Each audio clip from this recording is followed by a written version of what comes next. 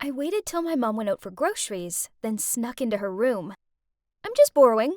Just borrowing. I'll pay you back soon. I know what it looks like. Trust me, I don't want to steal from my mom. But if I don't do this, then I could lose my boyfriend and my friends. Then I'll be lonely and sad and easy prey for mean kids to tease. Ugh. I rushed to the park to meet Florian, my boyfriend. That's him over there. I walked over to him and handed him the money. You promise you'll pay it back soon? Sure, babe. You know you can trust me. I went home and convinced myself that I'd have the money back before Mom even noticed. But the next day at school, I couldn't find Florian anywhere. At break time, I asked my friend if she'd seen him, and she told me the shocking truth. Florian had been sent to reformatory camp. Oh my God! Did he really just scam me? Feeling my eyes tear up, I rushed to a corner in the school garden. Okay, so I don't actually have feelings for Florian. I dated him and hung around with the rebel kids because I wanted to build a cool image. The truth is, I'm just a poor girl. If people find this out, then my life would be over, right? They'd isolate me and tease me. Hey, Shannon, are you okay? Oh no, that's my friend Rachel. I can't have her see me like this. Hey, what's happened? She sounded so sincere, and I had to admit it. It would kinda be nice being able to confide in someone. So I blurted out how my dad passed away last year, and now Mom struggles to pay the bills, and she works all hours in a factory, and how Florian tricked me into giving him money from Mom's savings. To my surprise, Rachel put her arm around me and, smiling sweetly, said, It's okay, Shannon. I can lend you the money. You can pay me back whenever. My eyes lit up and I spluttered out, Really? You do that for me? Of course. We're friends, aren't we? Wow, that was surprising. Turns out I'd massively underestimated my friend.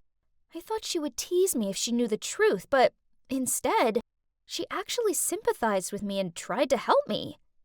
At lunchtime, my friend Dee sat down next to me and asked why I looked so down. I wonder. I then glumly stared down at my yogurt, sighed, and told her how awful things were for me at the moment. She rubbed my arm and told me it would be okay. Then she lent me some money. Wow, it worked again! I did this a couple more times and voila! I had enough money to replace in my mom's box before she even noticed it was missing. Oh, that's so pretty. It would be just perfect for my upcoming model audition. But there's no way I can afford it. I glumly walked off, daydreaming about how amazing I'd look in that dress. Hi, Shannon! I turned around and, oh, it was Brett, this dorky guy from school. He hurried over to me, nervously itched at his neck, and then spluttered out, Hey, Shannon, are you shopping? Ugh, this guy was so annoying. As if a pretty girl like me would be interested in a dorky guy like him. Hang on. Was that a Louis Vuitton shopping bag in his hands? I must have been looking at it, as he lifted it up and, blushing, said, Oh, it's a present for my mom's birthday. I stroked his arm, then gave him my best doe-eyed look. Brett, you're such a good son. Your parents must be so proud of you. I wish I could get my mom something that meaningful too, but we're too poor. I sniffed. I can't even afford this really pretty dress I need for my audition. Brett smiled sweetly at me and said, That's okay. How about I get you the dress as a birthday gift? Your birthday's coming up anyway, right? Let's go! So that's how I ended up with the perfect dress. Oh, and I also ended up with a new boyfriend, Brett. At first, it was great being taken out to posh restaurants and bought lavish gifts for. But then the shine started to fade. I didn't like Brett in that way. In fact, I found him kinda annoying. He's not handsome at all, and he does the dumbest stuff. The other day in the lunch queue, he actually started showing me the terrible dance for his latest TikTok video. and it was so embarrassing. Whenever I had to hang around with Brett, I found myself daydreaming about someone else. This hot boy named Tyler. If only I wasn't stuck in this rut with Brett. But it was worth it for the money and stuff, right? Then one day at school, Rachel came over to me and asked me for her money back. I told her I was really sorry, but I didn't have any at the minute. Rachel sneered. Really? Then how come you have all this new stuff? You know my family's poor. I hardly ever see my mom as she works so much. I don't have any money. Fine, whatever. She stormed off.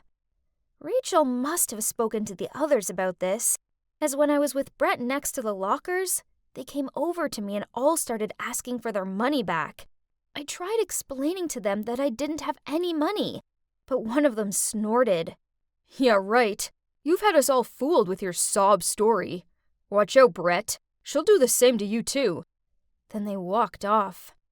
Brett was giving me this questioning look, so I tried to act like everything was fine and started sorting my books out. He didn't say anything after that, so I acted as nothing happened and held onto his arm as we walked to class. Then suddenly, he pushed my hand away. Is it true? Are you only with me for my money? No! How can you say that? Stop being ridiculous. I tried to deny, but he wouldn't quit going on and on, which drove me mad. You don't trust me? Fine! I don't think I want to be with someone who thinks that little of me anymore. Goodbye! I then stormed off to the girls' restroom. Phew! I almost got exposed. But hey, at least I was now free of Brett, right? But what if Rachel and the others started making more of a fuss about the money? I didn't want them being mean to me about it. I needed to find a way to pay them all back, and fast. I approached Tyler after his basketball practice and asked him if he'd like to go for a drink. There, I put on the waterworks and told him all about my poor family and how I borrowed money from my friends to pay the bills, and now they're all mad at me. Tyler seemed genuinely concerned and instantly handed over some money. I hugged him and repeatedly thanked him. He smelled so good, but I felt kind of bad. This isn't like with Brett, since I really do like Tyler, and I feel guilty for taking his money. After that, I went and found Rachel and the others and paid them back. I thought my friends would be okay with me now, but turns out they weren't. Whenever I passed them at school, they sneered and gossiped about me. This sucked, but at least I had Tyler. We started hanging out all the time, and he was so sweet and funny. He also offered to lend me more money, but I refused as I didn't want to borrow any more than I needed to ever again. Then, that evening, I was scrolling through my social media account when I saw some posts about me. Oh no. They were saying how I took advantage of other people's sympathy to get money. I was freaking out. So I quickly replied to the thread saying it wasn't like that, and my life was hard. But then Rachel commented, "Here she goes, playing the victim again." The next day at school was awful. I felt like everyone was gawping at me. But as long as Tyler was by my side, it's all okay. I was chilling with him by the soccer field when Brett walked over, an angry look on his face. "You used me, didn't you? You never liked me at all. You just wanted my money." I stared at him open-mouthed, not knowing what to say. "That's real low, Shannon. Hey, Ty, if I was you, I'd stay away from her, unless you want to end up in debt." He walked off. Is what he said true? No. Well, yes, but it was the past. It isn't like that with you, I promise. Tyler shook his head, then said, "I didn't think you were like that." Then he grabbed his stuff and left. This was awful. Not only had I lost all my friends, but now I'd lost the boy I truly cared for, too. After that, everyone ignored me at school. It felt horrible to know I was that unpopular, and I couldn't wait to finish school. When my graduation day finally arrived and I went up to get my certificate, suddenly, Rachel rushed up onto the stage and grabbed the mic. Hey everyone! I think it's only fair that you all know the truth about Shannon. She uses her friend's sympathy to get money out of us. She even dated a guy just so she could make him buy her everything she wanted. Oh my God. All the teachers, students, and even my mom were staring at me. I felt like I was gonna faint from shame, so I frantically pushed past everyone and raced out of there. When I got home, I locked myself away in my room and cried into my pillow. I was never leaving my room again. The shame was too much.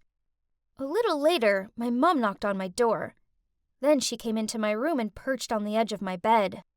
Honey, I'm just wondering why you did those things. I told Mom everything about Florian tricking me, how I took money off my friends and used Brett. Then afterward, I took a box from under my bed, opened it, and told Mom it was for her. In it was a new safety outfit for her work, as well as some new casual clothes, too. Your work outfit is already worn out, and I want you to have nice clothes. I know we aren't wealthy or anything, but you work so hard, and you deserve nice things. Sweetie, thank you. But you don't have to buy me anything. I know it's been a struggle since your dad passed away. But it's never okay to play the victim to take advantage of people like that. Then she hugged me. What's done is already done. Now the only thing you can do is apologize to them all, then start a new life. Become a better person. So that whole summer, I did just that. I apologized to all of my friends, every single one of them. Well, except Tyler, as he was away all summer. Then I went to college for a fresh start. I swear, I won't make the same mistakes again. I've learned my lesson on that one. Oh, I'm so nervous. Tyler is in the city this weekend and he's agreed to meet me. Oh my God. There he is. This is it. I finally have the chance to apologize to him. I hope he forgives me and sees how much I regret what I did. This time away from him made my feelings grow even stronger. Oh boy, I just miss him so much. He still looks at me with that soft smile and such sparkle in his eyes. I can't lose him this time, and I won't. Wish me luck.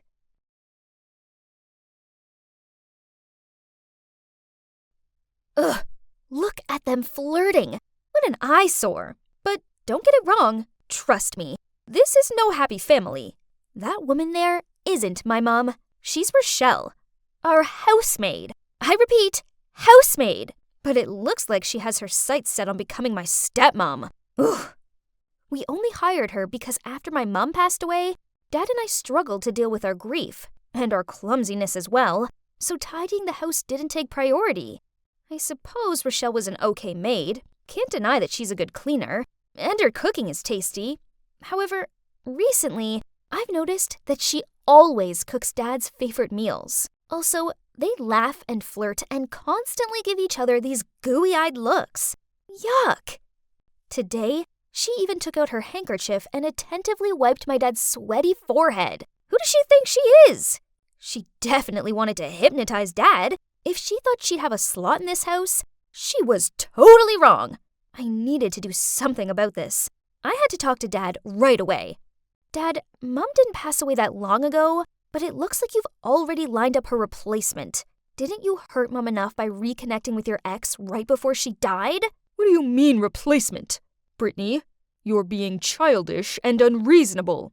I don't know, and I don't care. But I want Rochelle to get out of our house immediately. She's for sure trying to get something out of you. Okay, fine. If you insist. But make sure you find a new housemaid to replace her. Ugh. So it turns out that finding a new maid who's actually good is nearly impossible. Dozens of people came to try out, but none of them were as considerate as Rochelle. Okay, after all, we still needed a maid. So I reluctantly let Rochelle stay until I found someone new. This didn't mean I was going to let my annoyance for her slide. I decided that while I was stuck in the same house as her, I may as well play some tricks on her to let out my anger. When she decided to cook, again, the divine chicken soup that my dad loved so much, I kindly added a little salt to make it more savory, but somehow my dad still praised her delicious food. He must just be flattering her, right? So I tried it for myself. What? How could she do that? It tasted amazing. Ugh. Another time, I copied this trick I saw on TikTok by sticking layers of food wrap on Rochelle's door, then acting like there was an emergency. Quick! The oven is making weird noises. I think something's burning. Rochelle quickly ran out of the room and I couldn't help but laugh my head off. Her face was really funny. She then gave me this bewildered look and smiled helplessly. Ugh. Why did this woman never get mad? Okay then, let's step it up a notch. I decided to play the ultimate trick. Knowing that Rochelle was scared to death of cockroaches, I cut a cockroach shape out of paper and put it behind the fabric of her nightlight. That night, I was dozing off when I heard a screechy scream, "Ah!" coming from Rochelle's room. Aha! Success! But she was so terrified that she fainted. Oops! Do you know what the most annoying thing is? Even after all the trouble I've caused her, Rochelle was still super sweet to me. She was always offering me cookies and asking me about my day and stuff. I felt like she was trying to play the role of a mother, and I didn't like that at all. She couldn't fool me. I knew she only put up with me to please my dad. Thanks to Rochelle, I could never be at ease, even in my own home. But recently, a very special person has come into my life and lit up my mood. It was totally by chance. That day, it had rained like crazy, so there were puddles everywhere. I was on my way home from the grocery store when a car drove whizzing by. I thought I was going to get a free bath, but then suddenly, an arm pulled me back and shielded me with his body. Just like in a romantic movie, standing there was a boy, soaking wet, asking if I was okay. Aww, he had totally swept me off my feet. We walked together for a while, and he told me his name's Chris, and he lives in the next neighborhood. That's it! I needed to find a way to impress Chris and also thank him for helping me. So, after some careful thinking, I decided to bake him a cake. I'd seen Rochelle bake before. It looked easy peasy. So I baked one and gave some to my best friend Sue to try. But she spat it out and said, "Ew, gross." I sadly sat in the kitchen, staring at my pathetic cake, and wondered where I'd done wrong. That's when Rochelle stepped into the room. But to my surprise, instead of laughing at me, she patted me on the shoulder. "Come here. I'll teach you how to cook." Rochelle was a good cook, so I'd be stupid not to learn from her. This doesn't mean I like her, though. I just want to win my crush's heart. So after that, each day after school, Rochelle gave me a cooking lesson. Okay, so maybe she wasn't as bad as I first thought. We tried out different recipes together and came up with our own perfect formula. And finally, I could bake a lovely heart-shaped chocolate cake by myself to confess my love to Chris. And you know what? He said yes. I was so deeply in love with Chris that I totally forgot about my conflict with Rochelle. Chris often came over to my place. My dad and Rochelle loved him. So now, besides my dad's favorite food, Rochelle also makes Chris's favorites too. She's incredible. She could remember everything Chris loves and hates, even the trivia, like he's allergic to peanuts. We were just like a family, and I have to admit, it felt kinda good. And then, out of literally nowhere, the shock of my life happened. My dad passed away from cancer. I didn't even know he was ill. As you might guess, I totally broke down and didn't want to do anything after that. My mom and dad had both left me, just within a single year. But at least I still had Rochelle and Chris beside me. Rochelle took care of me like I was her actual daughter. I was going through such a tough time in life, but having them around made me feel like I wasn't completely alone. The grief had to fade away eventually, and it's gonna be okay from now on, I thought. Until one day, I was baking cupcakes when my dad's lawyer appeared and showed me the will. Turns out, my dad had left the house to me, but only on the condition that I had a guardian. Some woman named Laura. Huh? That's odd. I don't know anyone named Laura. But wait, I think I've heard this name from someone. Oh, my mom. When she was in her last days, Mom once told me that my dad had been talking to his ex again. And her name was Laura. Could it be her? Did he seriously make his ex my guardian? Unbelievable! I had to get to the bottom of this. But how could I find this mystery Laura? I had no family.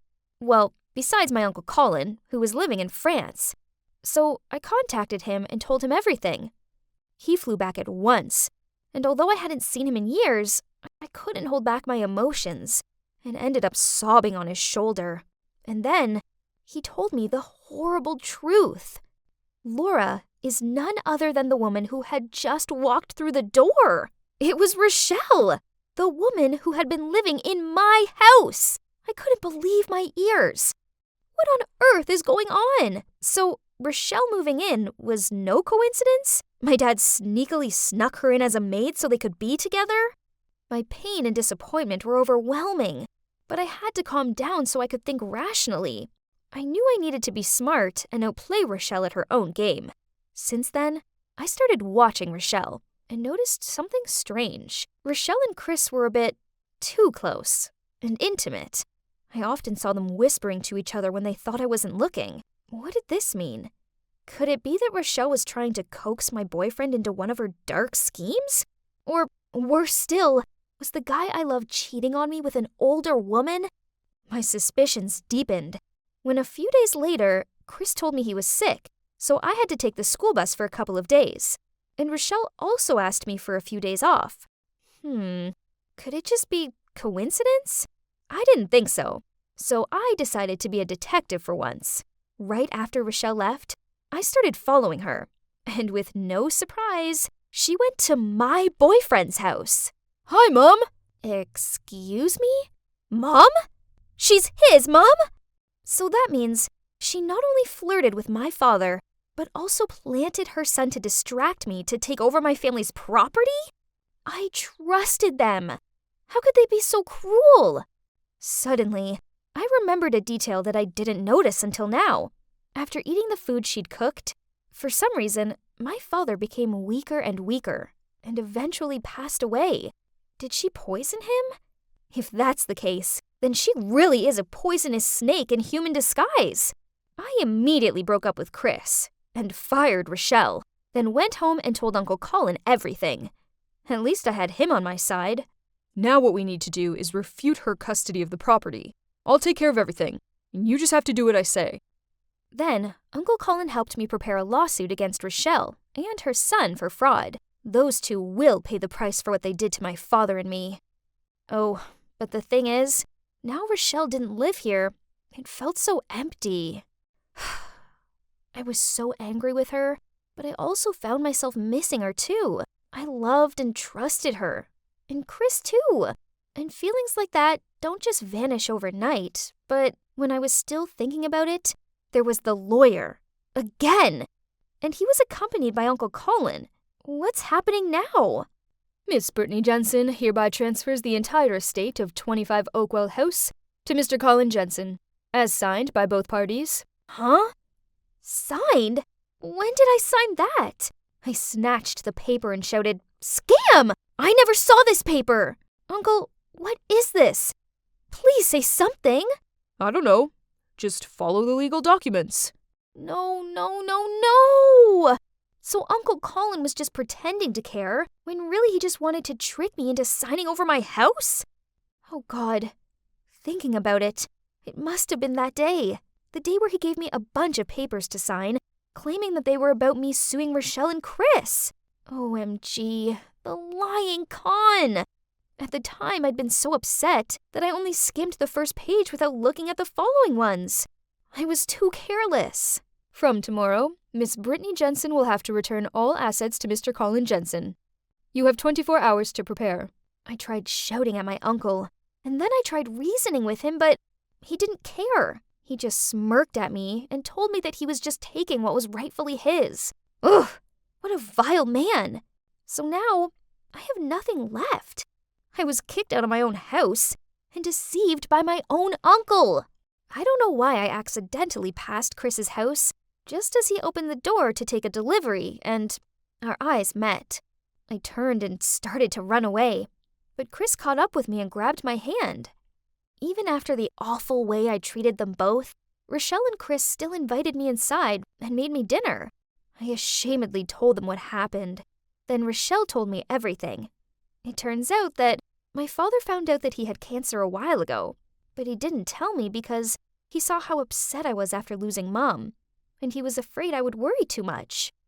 Rochelle saw his health deteriorating and figured out what was wrong, so she volunteered to take care of him because she still cared for him.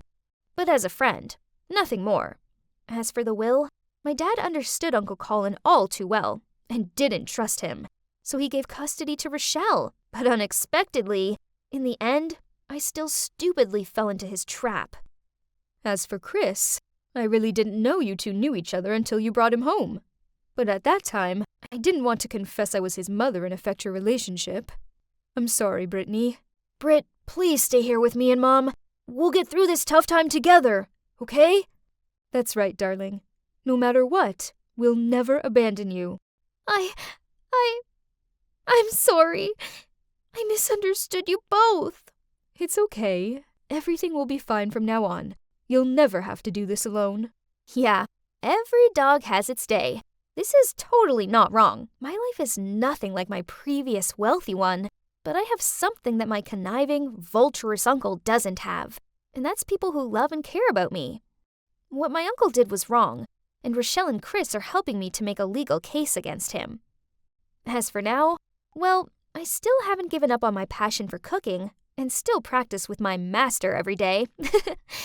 And you know what? I just won first prize at the city cooking competition. Right, I better go, as I have a big treat planned for Susan, hurry up or we'll be late to see the House of Gucci. Hang on, where was Susan? I looked around to see my friend standing on the spot. Lola? Isn't that your car? I looked in the direction Susan was pointing and saw my beloved car resting on the back of a tow truck. Great! Our only mode of transport was being impounded for illegal parking. So much for a movie trip. Well, let's call it a day. My line of thought just ended when, oops, something fell on my shirt. Ah! Those stupid birds! Unbelievable! This was my brand new tee, and now it was covered in bird droppings. Oh yeah, welcome to a normal day in the life of Lola the Jinx. Yes, I've been called that since I was a little kid. All of my relatives, except for my parents, have always been extra wary of me. Then, when I was 12, during a boring family gathering, I overheard a heated conversation between my uncle and my parents. Stop living in denial. That girl's bad luck. Send her off to boarding school. Anywhere, as long as she's away from this family. You're being ridiculous. It's my daughter you're talking about. The fact that you lost your job has nothing to do with her. She's just a kid. That's right. This isn't Lola's fault. You need to stop blaming her for everything because of some silly words. It turned out that the silly words in question were told by a prophetess on the day of my birth. So, my family owned a famous furniture manufacturing business in the area. But unfortunately, on the day I was born, there was a fire in the workshop and they lost everything. On that same day, a prophetess passed by my house and dropped a sentence that made everyone in the family panic. That newborn is a jinx who will bring misfortune to the entire family. So that's why relatives ignore me, don't invite me to parties, and whisper about me behind my back. I don't want to believe the prophecy, but with all the bad luck I've had so far, it's hard not to. Have you ever carried an umbrella around with you for 6 days straight, only for it to be sunny? Then the one day you forget to bring it, it pours down? Or have you ever been able to lick a delicious-looking ice cream when you tripped and splashed the whole ice cream on the poor person standing opposite you? Well, not only was I unlucky in my own right, But my ill fortune also affected the people around me. It's no wonder I'm a shy girl who struggles to make friends. Besides my parents, I only have one friend, Susan. Hey Lola, have you ever thought about breaking your bad luck? There's a very famous fortune teller in town. Breaking bad luck? Well, that sounds like a good idea. I've had enough of being Lola the Jinx. The next day, following Susan's instructions, I went to a small house on the outskirts of town. As I knocked on the door, I was nervous and excited. I hoped this would finally be the end to my run of bad luck. A woman in veil let me in. I couldn't wait any longer, so I blurted out, "Hi, I'm here since I heard you could help me get rid of my bad luck, right? Please help, whatever it takes." The fortune teller sat still for a moment, then a smile lit up through her veil. "You're Lola, daughter of the Gonzalez family, right?"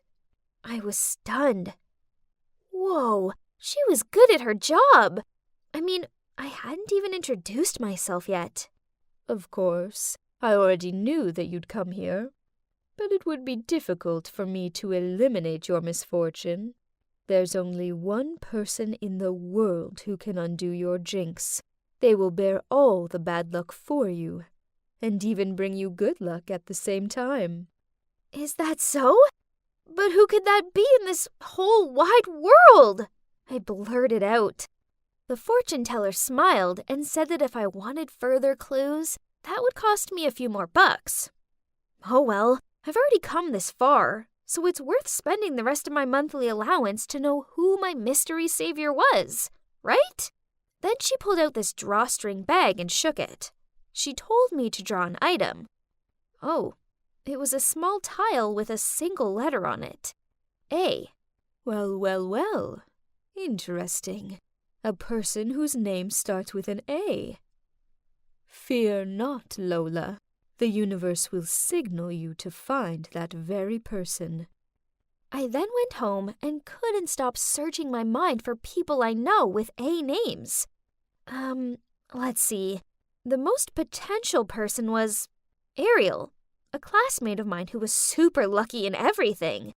That's right, no one else but her. She was born wealthy and fortunate. She didn't even study and she always got good grades. Actually, she just won the school raffle. Her prize was a year's supply of donuts and a bowling trip. Obviously, she was the complete opposite of me. With her inherent luck, surely a little bit of my jinx seasoning wouldn't make her too miserable, right? But honestly, I'm not fond of Ariel. She's sour, scornful, and a show-off.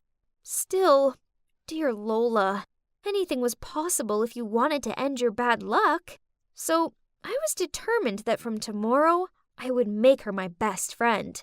Together we would have the perfect balance between bad luck and good fortune. But easier said than done. Being friends with Ariel meant I had to continuously compliment her on everything.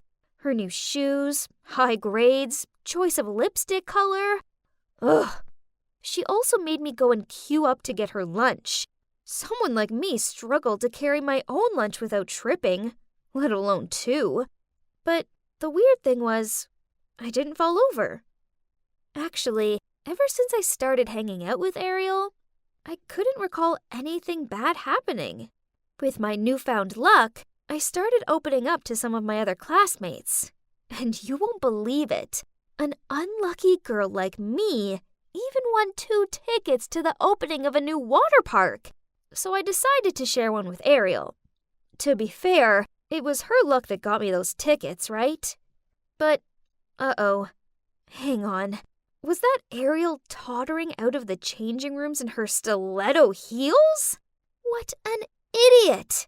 And right after that, just as you might have guessed, she slipped over.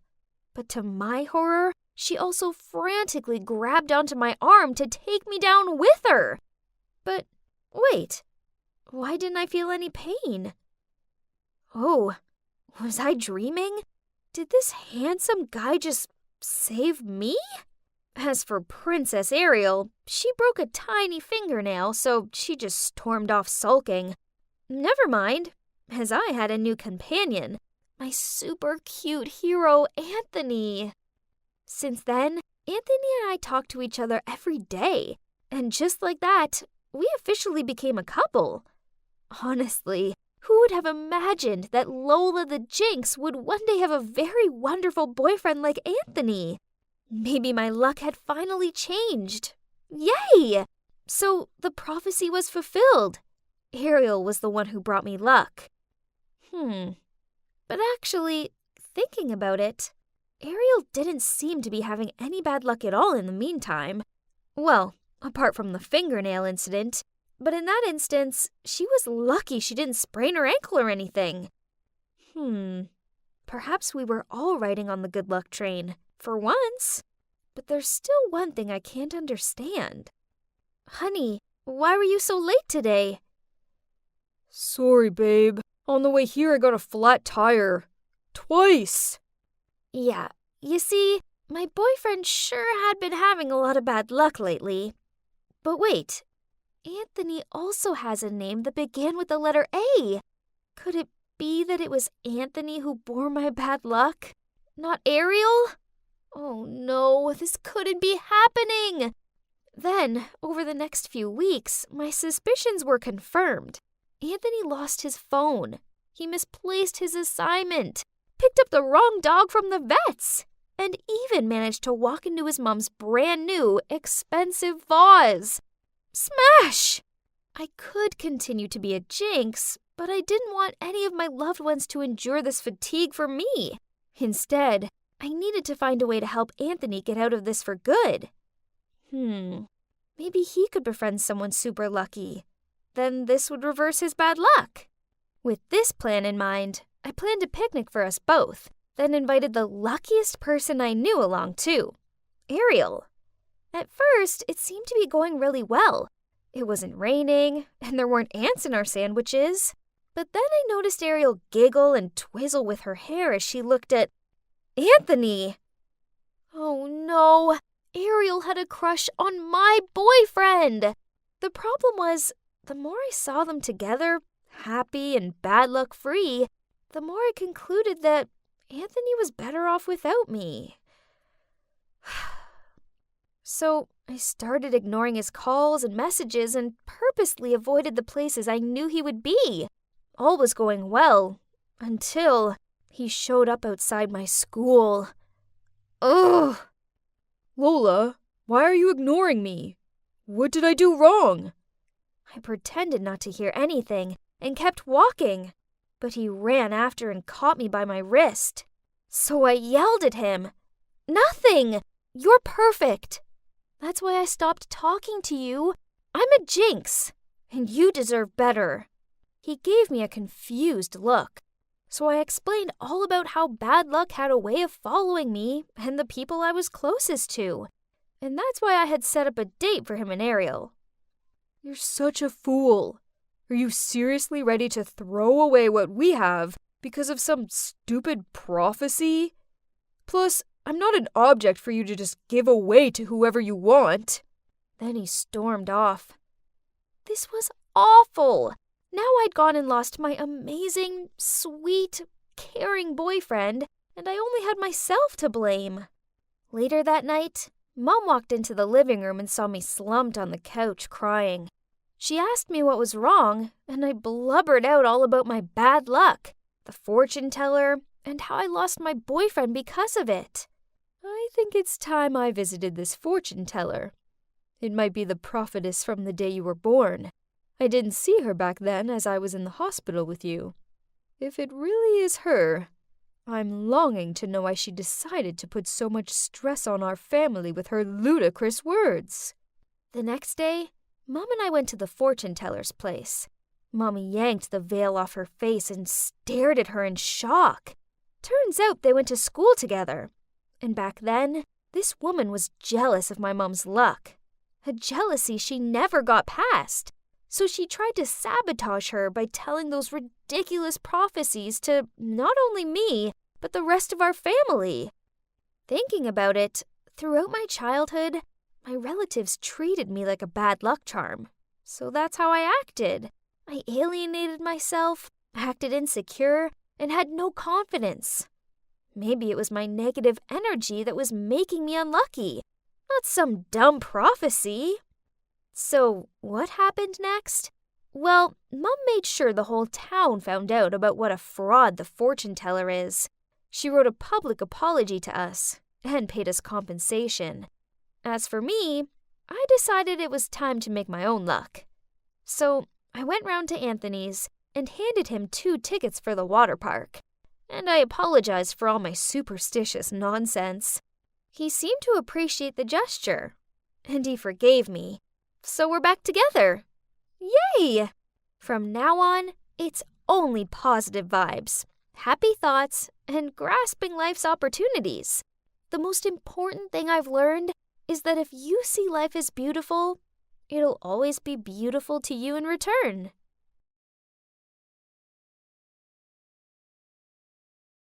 Finally, back in my natural habitat. Now these city kids could see what I'm capable of. Behold, my big, beautiful flame. They were in awe of my skill. When suddenly, the fun was put to an end by some overreacting teachers. They started yelling at me, saying there's a rule against fire. Ugh, how could you call this a campsite if campfire is not even allowed? Fire making is an essential survival skill, y'all. These boring city people don't know a thing. Who needs all their rules anyway? I know I don't. Hi, I'm Nova, the fire hazard. And I didn't always live in the city.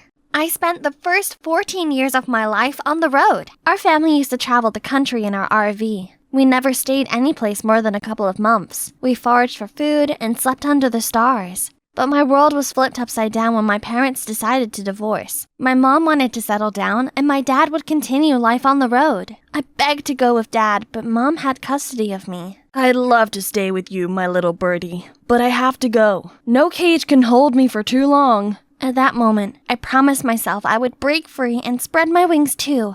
My mom and I then settled into a small 2-bedroom apartment in Savannah, Georgia, where we were greeted by our neighbors, Brenda Foster, a middle school teacher, and her son, Scott, who I'd soon be attending school with. Mrs. Foster was really friendly, but from the moment I met Scott, I knew we wouldn't get along. City people were always grumpy and glued to their cell phones. Mom had to work 2 jobs just to make ends meet. Accountant by day, Burger King employee by night. Her colorful wardrobe was replaced with dull uniforms, and all we ate now was fast food. I still kept a sheer hope that one day, when Mom makes enough money, we will hit the road again soon. But no, this is going to be our forever home. Things might be hard for you at first, but trust me, it'll be good for you in the long run. That sounds like she wants my life to be this boring and stuffy for all eternity. Then came school. There were tons of rules, and every moment of our day was scheduled. In just one morning, I got in trouble for going to the bathroom and for eating my lunch. And on top of that, every teacher complained about my penmanship and spelling. But things were worse when I was among other kids. I could hear their whispers everywhere I went. One girl even came up to me and asked why I wore weird hippie clothes. My clothes aren't weird, you are! Even when some of them invited me to sit with them at lunch, I felt like an outsider. Anyone down for some pink drinks after school? Not me. I'm saving up for the Eras tour. Count me in! I'm entering my pink girl era. None of these words they say makes any sense to me. Finally, they asked about my old life. Well, we didn't have to eat this junk. We can get fresh vegetables by the road. And I know how to skin roadkills. And every day we tried many different fruits and fungi. But be careful, a simple mushroom could kill you. But by that point, I noticed they were either speechless or as pale as a ghost. Did I say something wrong? Every school day was a blur of confusing subjects. But today was my first music lesson, and I was so excited to finally do something I was good at. When the music teacher, Mr. Shapiro, asked if anyone wanted to perform for the class, I sprung up from my seat, ready to go. I confidently sang my favorite song, but halfway through, Mr. Shapiro interrupted me. We're learning classical music. That style is called reggae, which we don't teach here. Nova's a hippy-dippy weirdo. The whole class erupted into laughter. What did I do? Ugh! Scott! I was so gonna give him a taste of my rosewood guitar, but everyone held me back. In the end, Mr. Shapiro said he'd be talking with our moms after school. Scott and his mom had already left before my mom came. Mrs. Shapiro told her that I was a violent hothead who always dressed inappropriately. I waited for my mom to defend me, but she simply apologized. I'll talk to her about this later. Please excuse her behavior. She has never been to school before. Who was this woman and what had she done to my mother? Later, I told my mom how terrible school was. The constant staring and teasing, the way that everyone seemed to be a little afraid of me. Contrary to my expectations, she told me I should try harder to blend in, and she even had bought me normal clothes for school. Mom, clothes are my self-expression. I'm not changing just to fit in. What happened to you? Didn't you teach me to be myself? I did, but now I need you to blend in so you can make friends. I had to leave before bursting into tears. I couldn't stay in the stuffy apartment any longer, so I went out the window, climbed down the fire escape, and just ran away. But at one point, I realized I didn't know where to go, so I wandered around until I bumped into the Fosters, who insisted on walking me back home. Strangely, Scott seemed less annoying now, and kept looking awkwardly at me the whole way home. My mom was clearly surprised to see me when she opened the door. I felt like a joke, because she hasn't even noticed my rebellious great escape. I couldn't sleep that night. After thinking it over, I came to the conclusion that I could get my old life back if I found my dad. If only I knew how. The next morning at school, I went looking for the tools I needed to find my dad. Compass, flashlight, map. Scott? What are you up to in there? You first. I wanted to apologize for what happened in music class yesterday. Your turn. I'm gathering what I need to go find my dad, and there's nothing you can do to stop me. Stop you? It looks like you need help. Those things may have helped you hundreds of years ago, but these days we just use the internet. I didn't want Scott's help, but maybe he was right. I had no clue where to start, and I could hardly even figure out how to use my cell phone. Maybe I need a little help to learn about the internet. Follow me. Scott spent that afternoon teaching me the basics of the internet. He also asked about my old life, and I found myself telling him everything. All the things I missed and hated about this new life. To my surprise, he was understanding. His mother was a single mom too, and it had been years since he heard from his father. After that day, I thought I hated him a bit less. About a week later, I felt like I was ready to start my search. Little did I know, Googling my dad's name would give me literally millions of results. I was about to give up when I saw some people looking for their dogs. That just gave me an idea. I printed as many flyers as the library would allow and spent the next day putting them up around the neighborhood. I was surprised by a strange phone number. Hello? Yeah, hi. I just saw a clueless hippie wandering around and I think they matched the description you provided. I was over the moon by how quick I got a response. But then I saw Scott, half a block away, grinning at me with a cell phone in his hand. That internet thing you taught me is useless. Finding people is not that fast, even with the internet. Your best bet would be the database at the police station. Are you sure you... I didn't need to hear any more words and immediately flagged down a police car passing by. Over here, officer! The officer pulled over and rolled down his window. Morning, sir. Please take us to the station. What are you kids doing? Where are your parents? Well, I'm looking for my dad. I heard the officer speak into his intercom, saying he was bringing a lost child back to the station. Well, that's not what I meant, but whatever does the job, I guess. As he led me into the back of the car, I remembered. Sir, he's with me. Should we bring him too? Correction, 2 lost kids. Scott was obviously stunned, as the police officer escorted us into his car. It's hilarious. Of course, I need my sidekick with me to help me find that database thingy. Shortly after arriving at the station, the officer left the room to get us some water.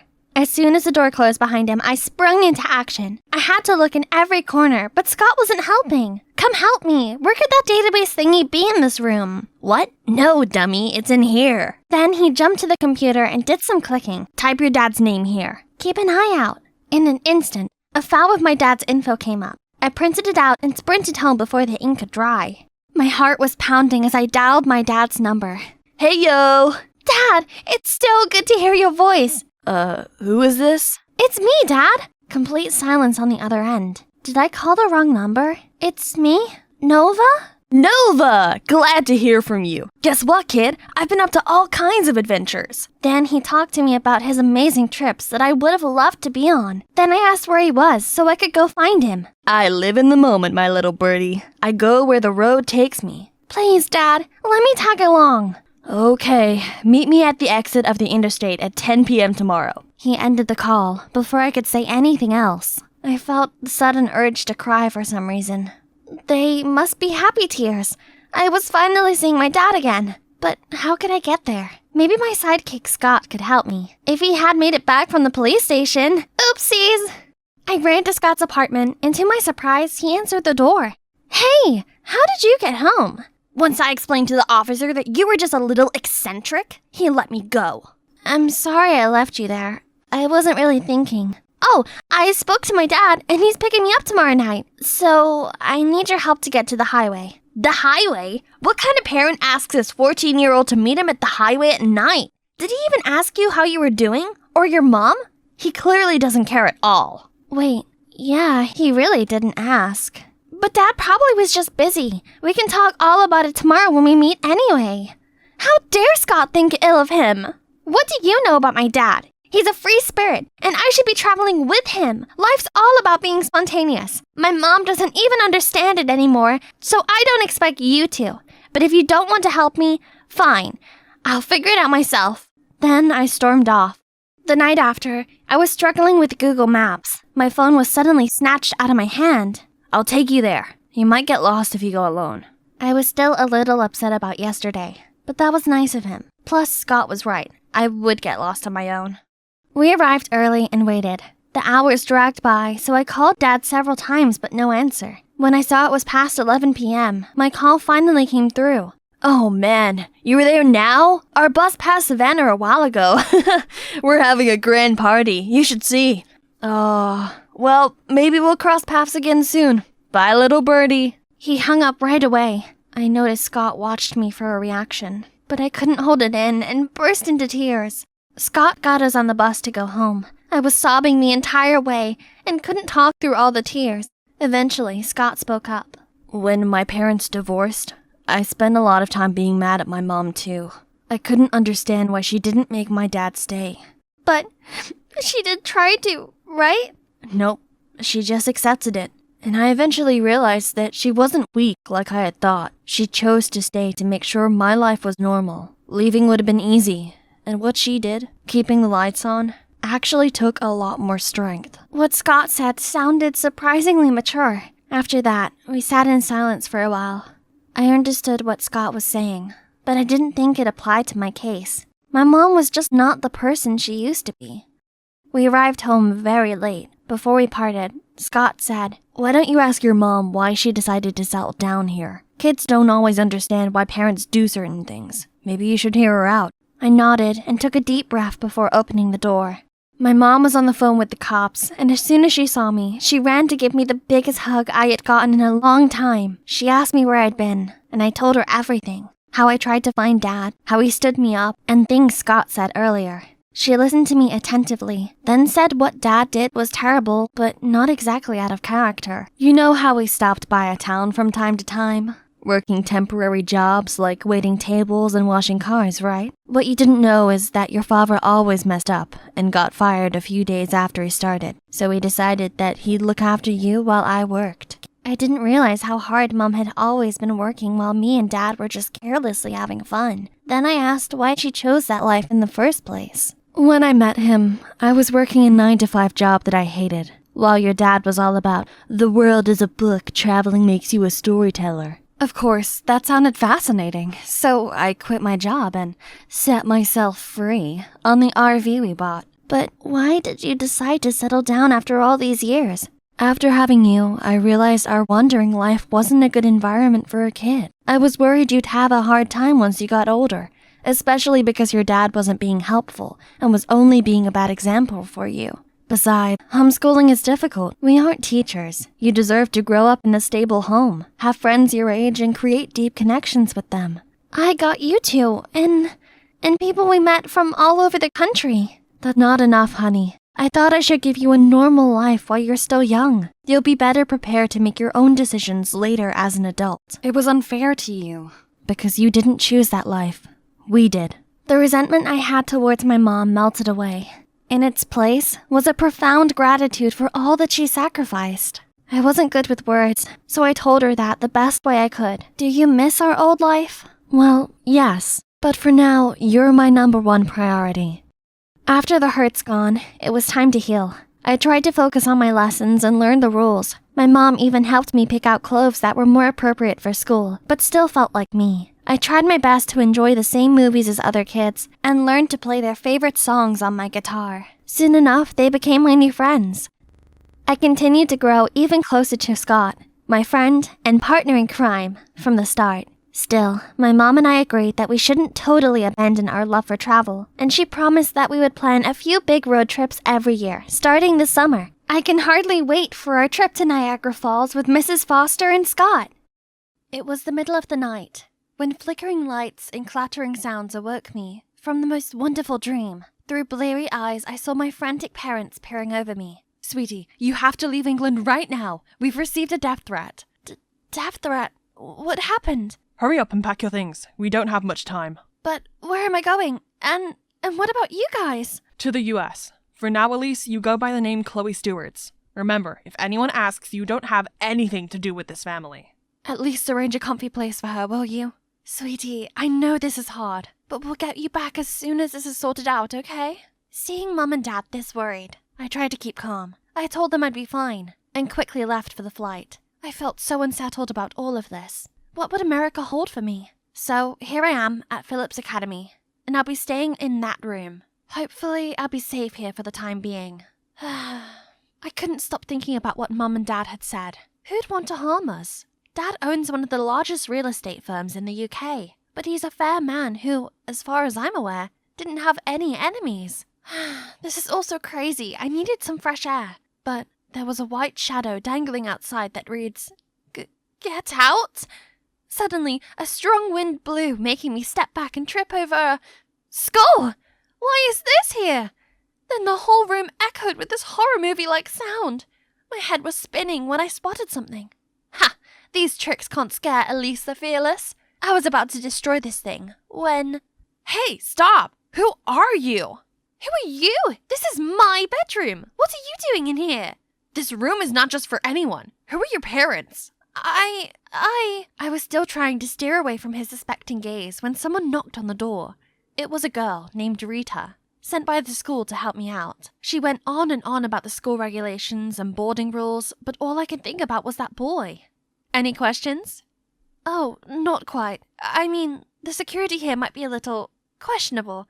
Aren't there any safety measures for the balconies? Actually, this is the only room here with a balcony, and it's quite eerie at times. Be careful. Anyway, here's your schedule for this term. Welcome to Phillips. Eerie. It was definitely a little weird. Is it because of that boy? Is he trying to scare people out of this room? According to the schedule Rita gave me, I have my first football practice today. But why are they all dressed funny? Everyone looked at me as if I was an alien and laughed their butts off. Here we call that soccer and this football. Ever played it before? Oh yeah, I forgot. I'm in the States now and they have different names for loads of stuff. How embarrassing. Don't sweat it. It's actually kind of cute of you. So, what's your full name? We may know your family. Chloe Stewarts, from England. Everyone then shrugged cluelessly. What a relief. I'm just a nobody to everyone now. However, Rita wouldn't let me blend in. She insisted my clothes were too sloppy for a Phillips student and dragged me to the mall. I like her, but sometimes she's so enthusiastic, if not a little too much. Elise? Elise Stone? What are you doing here? Has your family moved to America? Oh no, it's the worst timing to bump into some family friend. I frantically looked around to see if anyone heard her, but... Elise Stone, huh? It's impossible to escape her questioning. So I told her everything and asked her to keep it a secret. Don't worry, I'm not going to tell a single soul. I've got your back, Chloe. Suddenly, the whole mall was flocking to the entrance. Our Golden Boys, the top player of the varsity football team. Golden Boys? Is this some sort of K-drama or something? Oh, that's the guy from my balcony. On the way back to my room, I kept wondering what that Golden Boy was doing on my balcony, when I found myself in a haunted house. What's that? Oh, this buddy was from today's biology class. As I carried the skeleton to the corner, I got caught in some toy spiders. Jeez. Suddenly, there was a streak of light from the balcony. Oh right, I forgot to close the door today. So this annoying intruder sneaked in. Again. Hey, soccer girl. Impressed. Why are you trying to scare me out? What do you want? Well, I'm right next door, and this balcony's always been mine. But since you moved in, I've lost the spot to chill. That's it? I mean, I'm staying here for just the time being, and I don't really need a balcony. Plus, the less trouble, the better. If you want it that bad, then you can have it, but only the balcony. Please don't ever come into my room without my permission again. Sure thing. But since it's mine now, you can't just walk into my space either. Deal. That's settled then. This door is now officially the border between us. The next morning, I was carrying the skeleton back to the equipment room. Someone bumped into me and accidentally sent the box flying. Oh no, what a mess. Watch where you're going, you and your stupid thing. You were the one running around. Maybe slow down when you're in the hallway wouldn't be a bad idea. Are you talking back to me? You? Hey guys, chill. Right then, the girl pushed Rita to the side, but someone caught her just in time. Grace, why are you picking on the new girl? And you too, Aaron. Come on, man. I don't care. She better apologize to my boyfriend. Drop it, Grace. Are you okay? I know moving to a new country can be hard, so if you need anything, let me know. I was still flustered by his overly friendliness when Rita dragged me away. You know Jeffrey? No, I literally just met him. Oh, sorry. Jeffrey is actually my boyfriend, but we've not gone public yet. Oh, that explains things. I told Rita to rest assured, as I'm not interested in him. I also found out that he's the head boy. No wonder why he knew everything about everyone, including a newbie like me. But as long as I go by Chloe Stewart's, it shouldn't matter, right? But apparently what matters to Grace, the mean girl, is another story. After that incident, she wouldn't stop playing dirty tricks on me. Oopsie, I'm such a klutz sometimes. Another time, I noticed other students giggling at me in the hallway. I didn't know what was going on until Rita took off a piece of paper and stuck to my back. This was such a Grace thing to do. Ugh, can she stop acting like a 9-year-old? But nope. As I was going to class, she threw a snake at me, startling me so much I almost fell over. But thankfully, a hand came just in time to catch me. Jaden! Everyone listen up. Chloe is my girl. From now on, if anything happens to her, I'll be on you, Grace. My girl? Since when? Couldn't wrap my head around it, so I decided to ask him that night. Earlier today. Why'd you say that? Think of it as a thank you for letting me have the balcony. It actually means a lot to me right now. Well, okay then, but I wonder what's so important to him out there. Never mind, we had a deal. I'd better just mind my own business. But who would have thought Jaden's statement would bring me so much trouble? I suddenly became the center of attention, especially with those golden boys surrounding me 24/7. I was gonna excuse myself when I heard the girls going primal over Jaden. Of course someone with a goldfish brain like you would forget to eat. Excuse me? I was just trying to finish this book before lunch. Who asked him to bring me food anyway? Great, now these girls had another reason not to like me. The golden boys started to act strangely, and Grace as well. This mean girl now watched over me like a hawk, while her boyfriend Aaron also acted up. Not to mention, Jeffrey always tried to be close to me, which put me in such a dilemma as I didn't want Rita to get the wrong idea about us. Then there was Jaden, who wouldn't quit acting like my bodyguard. I was enjoying myself at school festival when he suddenly appeared and dragged me out of there. This is getting too much. I'm not scared of some childish tricks from Grace, and I can take care of myself. This isn't about Grace. A couple of times I've noticed someone watching you from a distance, and even following you around. I don't think it's safe for you to be in a crowd like that. Was I being stalked this whole time? Is it the same person who gave my family the threat? Did they find out I'm here? Who knows what could have happened if Jaden wasn't looking out for me all this time? That night, as if to confirm Jaden's worry, Dad called me saying they'd received another threat, pinpointing my exact location. Dad sounded extremely anxious and kept telling me to be careful. As I was trembling with fear, somebody suddenly banged on my door. Freak out, I broke the deal with Jaden and ran straight onto the balcony. You okay? What's going on? Someone's knocking on the door. There's no one there. Are you really that scared? I suddenly realized what I was doing. Oh gosh, this is so embarrassing. But is he blushing too? I quickly looked to the side, surprised to see all the gear. What's all this? Are you trying to make bombs or something? No, actually. This is to attract the fireflies. Fireflies? Yeah, they've always fascinated me. I needed your balcony for my project. See that right there? It's their playground.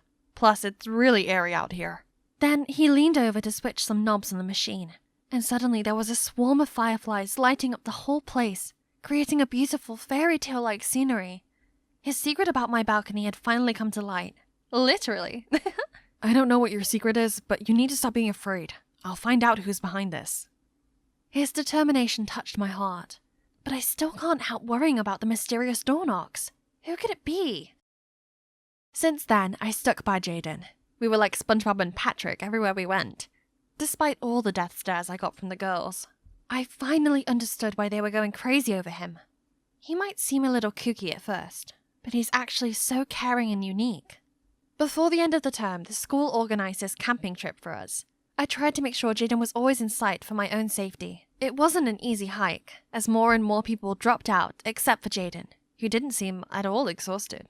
Is he made of steel or something? I tried to keep up with him and occasionally stopped to catch my breath. But where'd he go? Panicked, I looked around for him, but all I saw were mountains and cold winds blowing at me. Suddenly, I felt a heavy stare on me, but no one was there. I quickly ran and called for Jaden, but someone grabbed me from behind. It was Jeffrey. Without a word, he just dragged me away. Well, what are you doing? Where are you taking me? Sorry, but I gotta do this. I've been waiting so long for this moment. You should ask why fate landed you right in the hand of your enemy. Enemy? What do you mean? Are you the one behind the threat? My parents were, yeah. But now I'm in it too. Blame your dad and his stupid resident project that took away our land. The land that was supposed to be my family's mining area. And now we're going bankrupt, all thanks to you. And you know what? The news reached Rita's dad, and he's forcing us to break up. But this is our parents' business, and I have nothing to do with it. Why are you taking it out on me? Well, maybe if their precious daughter is in danger, they'll do something about it. In danger? What is he gonna do? Right at that moment, someone appeared and freed me from Jeffrey's grip. Sorry for leaving you alone, but I needed to know who was behind this. You stay out of this. This is none of your business. You need to calm down. Don't get yourself in trouble because of your parents' mistakes. Jeff, you've worked so hard to become head boy. Are you just gonna throw everything away? Jaden's words seemed to touch him, as we saw Jeffrey fall to his knees. I'll talk to my dad. I'm sure he could help you guys out with the business. Our families have always been close, and we've got you, Jeff. Seeing Jeffrey break down, I felt bad for him. What he did was awful, but his parents never should have put him in this unfair position. That evening, Jeffrey seemed deep in thought, when he suddenly dragged Rita out for a private talk, leaving everyone confused. Grace and Aaron then also left. I took a deep breath and filled my lungs with fresh air, when suddenly all the fireflies appeared in the sky, followed by Jaden. I know this is your call, but if you're willing to stay here instead of going back to England, I promise to take care of you. I looked at Jaden, beaming against the beautiful skyline, and I couldn't help but feel my heart beat a little faster. He was so sweet and caring, but why was he doing this? Did he have feelings for me too? Right then, Rita and Jeffrey came back. Jeffrey apologized for scaring me, while Rita also said sorry for not keeping my identity a secret. What's done is done. Let's just enjoy this gorgeous sight in front of us. The next day, as we returned from our camping trip, we all arrived at the hall for a school notice. But when I arrived, it was just my homeroom teacher and classmates there. We just heard from the principal you're going back to England, so we organized a small party for you. I hope you had a good time at Phillips. Everyone also wished me luck on my journey, but Jaden didn't even bother to say goodbye. Suddenly, all the lights went out, followed by the candles, and Jaden. I respect your decision to leave, but I just want to let you know, I really like you, and no matter where you go, I'll be thinking about you. Actually, Jaden, I'm staying here. I already told my dad, but... That's all I want to hear, Elise Stone. Jody and I dragged our aching feet on the hallway after the whole day searching every corner of this mall. Oh, my legs are toast. I don't think I can walk further than this. Who makes an ad without specifying an official store? I can't believe we've walked to 10 stores and we can't find her. Let's try this last store. If she isn't here, then we get an Uber and go home. We walked into the store holding the last string of hope, and there she was, sitting majestic on the shelf. We ran up to the shelf and Jody, being Jody, started to cry. She's so beautiful! We finally found her! The baby Stella doll collection! We quickly brought Stella to the cashier, then walked out of the store like world champions holding a trophy, knowing everyone was staring at us like we were crazy, as if we care. Hi, I'm Leah, and here's my bestie, Jody. I've known her all my life. We've grown up together in the same neighborhood. As long as Jody and I are together, nothing matters whatever shenanigans we were up to. Today, we just got the perfect doll to complete our doll collection. That was all that mattered. It's not easy to find someone sharing our weird hobbies, right? Jody is the queen bee of everything, and she has always pushed me to be a better version of myself. Like when she became the swim team captain and always encouraged me to join the team, and it turned out that I actually loved swimming. The next day, we came to the pool to see Dee, our team member, doing a perfect backstroke. Good job, Dee. Then he gathered us and announced the upcoming synchronized swimming competition. And naturally, Jody secured one position and the other was also up to her. Sir, that's easy. It's Lee. I know you two are joined at the hip, but it needs more than that. With all due respect, sir, believe me, Lee is perfect for this position. It's a synchronized duet. Who else can you trust to be in sync with me other than my best friend? I was happy that Jody had so much confidence in me, but also anxious. I've never been in any nationals before, but it's a great opportunity, and I never took it for granted. I'm gonna try my best to prove my worth.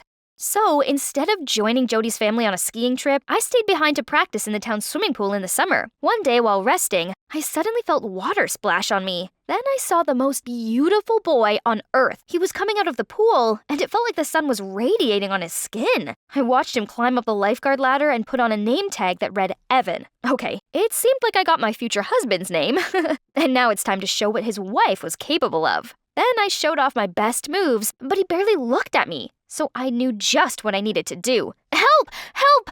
I'm drowning! Right at that moment, Evan dashed into the pool and rescued me like a brave knight. You saved me! Wow, you're so strong! And you are so pretty. And then he winked at me. Ho ho ho, I guess I drowned again in those eyes. From that day, I started going to the pool every day. Evan always waved at me, but that was all. He never made a move to come near me again. I couldn't fake drowning every day at the pool, so I settled for the friendly waves. Finally, Jody was back from the holiday. So tell me everything about the mystery lifeguard.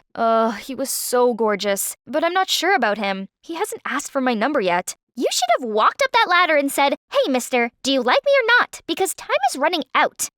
That's definitely what you would do. Exactly. Like yesterday, I was at the mall with my mom and I saw a boy, Mark, at the ice cream stand. He was drop-dead gorgeous. I walked straight up to him, took his phone, put my number in it, and told him to call me. And he did that night. Whoa, would that work with Evan? Only one way to find out.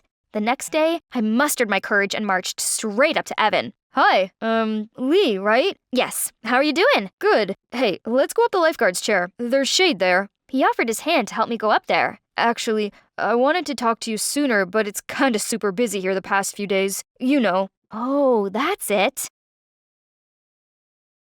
I sat next to Evan as he paid close attention to everything happening in the pool. We talked, we laughed, and I even felt his fingers brush over mine. Talking with him was so fun that I forgot the mission today. Ask his number. It's all right. We had loads of time for this. But all that went away when I got to the pool the next day, and he wasn't there for the days after. There was still no sign of him. He came and went just like a fever dream, leaving me aching in a quick fever of first love. Well, his loss. He had all summer to ask you out, and he didn't. Good riddance. Yeah, but I should have just asked him out like you suggested. Come on, forget about him. Now, let's focus on an important issue. My birthday. As always, it's gonna be the biggest event before school resumes. And you know what? Mark's gonna be my escort. Ooh, dreamy Mark is coming. Can't wait to meet him. Just like Jody described, her parents spared no expense. Her party was packed with all friends at school and some of her social circles that I've never seen before. But in the middle of them was, for a second, it felt like I was dreaming, like I had spent the entire summer dreaming of this face. Evan was here in flesh and blood. I was about to confront him, then, "You came! Lee, meet Mark. Mark, it's Lee, my bestie." What? My head was spinning. So Evan was also the Mark guy Jody had been talking about the whole summer? How could it be? When Jody spared herself to other guests, I dragged him to the corner. "Evan, what are you doing here after disappearing all this time? And Mark? What's with the name?" Actually, my name is Mark. The pool was too cheap to make a new name tag for me, so they made me wear an old one for a former employer. And I just took the lifeguard job in the summer. Things just got a little hectic, so I forgot to tell you. I never planned to hurt a beautiful girl like you. What? No! You don't get to flirt with me anymore. Besties like the same guy. How could it be more typical of dramas? No, sisters first. Jody was with him, so I'd better stay away. That's right, there's no other way.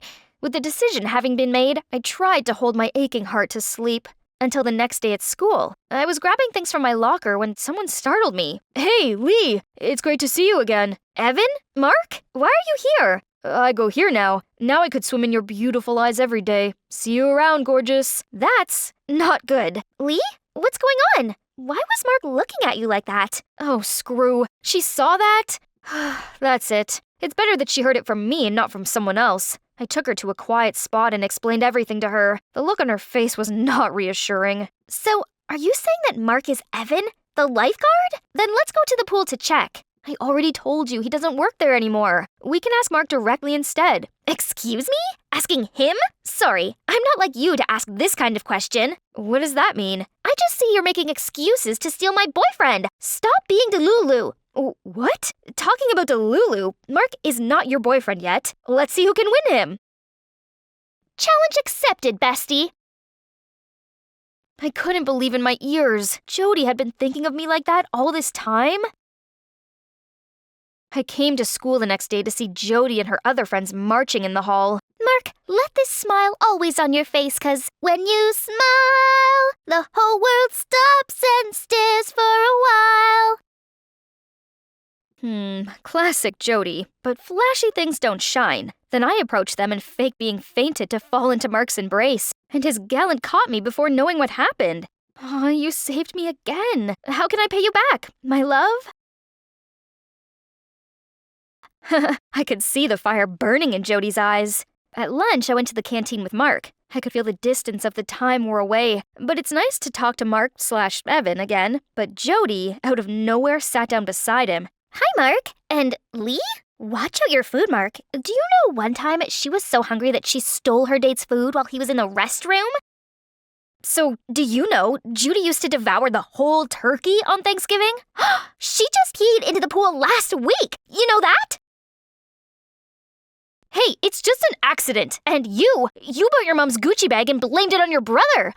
Not as interesting as you still needing your mom to sing a lullaby every night. Geez, I wish American presidential elections could be as hot as girl fights. Too frustrated, I blurted out every secret we kept together since we were kids, until teachers stopped us. We had to clean every single corner of the pool as punishment. Let me help you, Jody. Thank you, bestie. Yeah, bestie my butt. And just like that, the Third World War continued. The whole school started whistling about the famous friend duo of the school turning to bark at each other. Go ask your queen bee first. One day, Mark came to find me, and we were talking for a while. I'm sorry. I think I need to be held accountable for what is happening between you and Jody. No, it's not your fault. Just some girl stuff, you know? Then from nowhere, Jody stormed in. It's you! You tore up my swimming presentation draft to the coach, right? What gibberish are you talking about? The draft was just right there on this table, but when you came, it disappeared. We found this near your locker. What was it? It's a piece of paper from Jody's draft? I'd never seen it before, let alone tore it. I saw with my own eyes. Don't you dare try to deny it. But I'm with Mark all this time. I can't do this. I just came, so I'm not sure. Enough with your lies. You'll no longer be accepted in our team. Get out! What? You can't. Don't forget I'm your partner in the upcoming competition. Of course I can. I'm the team captain, and Dee will be my partner. Everything was happening so fast. My head was spinning. What's going on? I've never done such things. But Mark? Why didn't Mark defend me when he knew I was innocent? Was everything worth fighting for that guy? Now I felt like I lost everything. My best friend, my swimming spot. When it's already bad, Mom knocked my room with the most terrible news. Hey, what's going on with you and Jody? Nothing. Nothing? So why is she burning your dolls? What? I looked through the window to see her burning our collection. I immediately ran to her house. Jody, no, please. She didn't. She let it all burn. That was it. Our friendship was burnt to ashes like our dolls. A few days later, Jody and Mark became official. Thanksgiving came, but I felt lonelier than ever. Not because Mark chose Jody, but our dying friendship. So I came to the swimming pool in town. While letting myself float on the water, I heard a very familiar voice. Lee, is that you? Oh my god, I hoped I would bump into you here. Don't even speak to me, you devil. Did I do something wrong to you? You ask? You forgot what you've done to me a few days ago?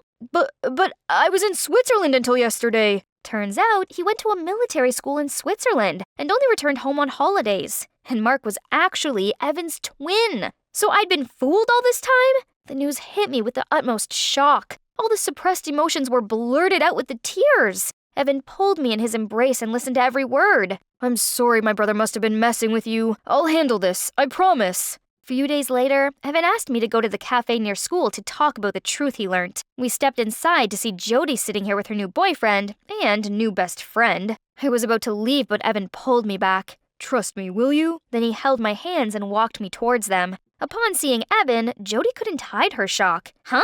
You look like my boyfriend! Yes, I'm his twin brother. Right, Dee? You know her too? She is our sister.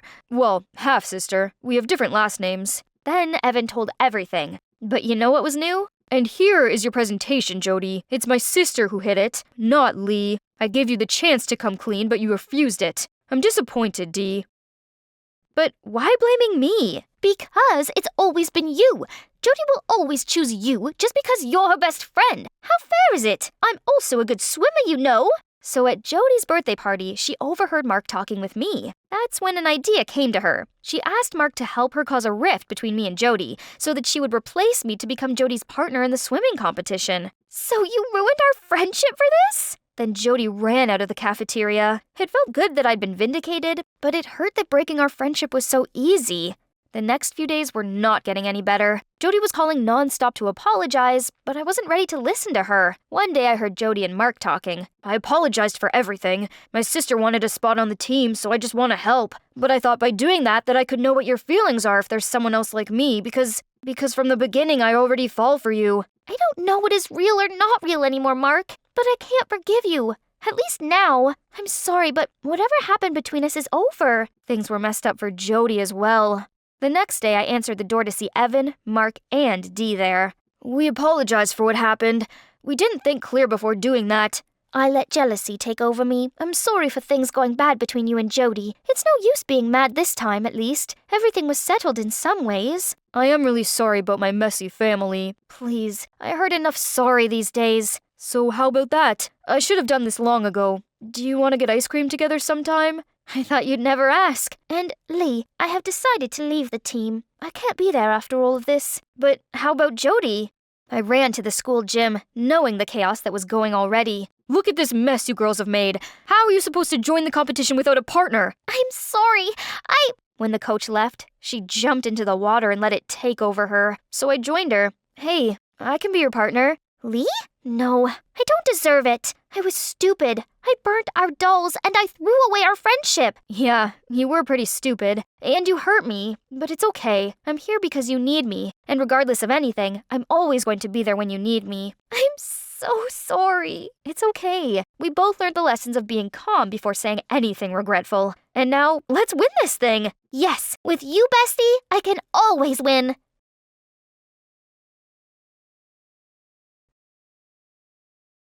We just finished our runway fashion event for Bold, and now photographers were swarming the red carpet, snapping away as usual.